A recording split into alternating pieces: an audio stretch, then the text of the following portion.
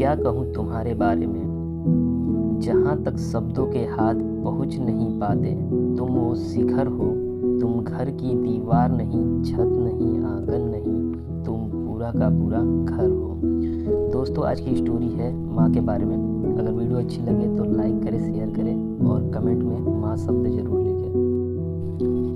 एक बार एक बूढ़ी माँ को उसके बेटे ने एक वृद्ध आश्रम में ले जाकर छोड़ा। इस माँ का ये वही इकलौता बेटा था जिसके लिए इस माँ ने जीवन भर संघर्ष किया।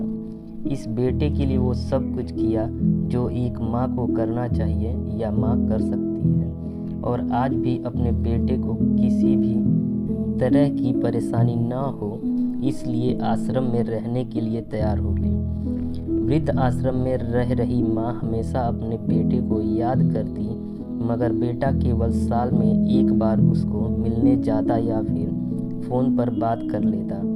कई साल बीत गए।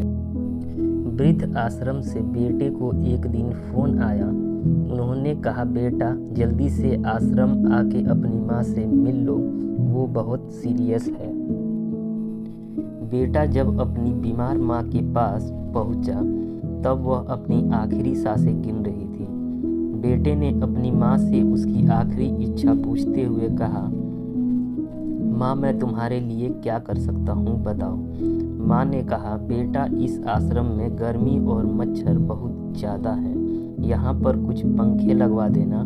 फ्रिज न होने की वजह से हम बूढ़ों को कई बार भूखे पेट ही सोना पड़ता है, क्योंकि किसी ने दिया हुआ खाना खराब होने से नहीं बचा पाते।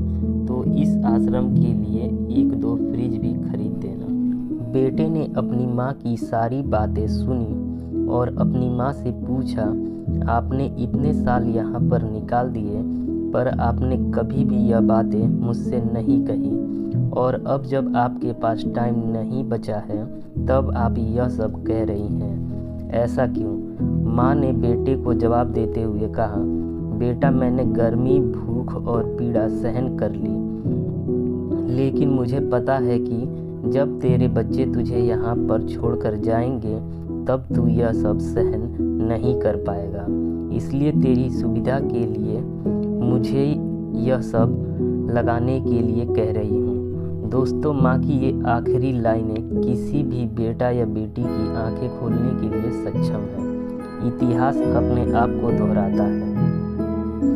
अगर आप चाहते हैं कि आपके साथ अच्छा व्यवहार हो तो आपको भी दूसरे के साथ वैसा ही व्यवहार करना पड़ेगा। दोस्तों, अगर वीडियो अच्छी लगी हो तो चैनल को सब्सक्राइब करें, लाइक करें और शेयर करें।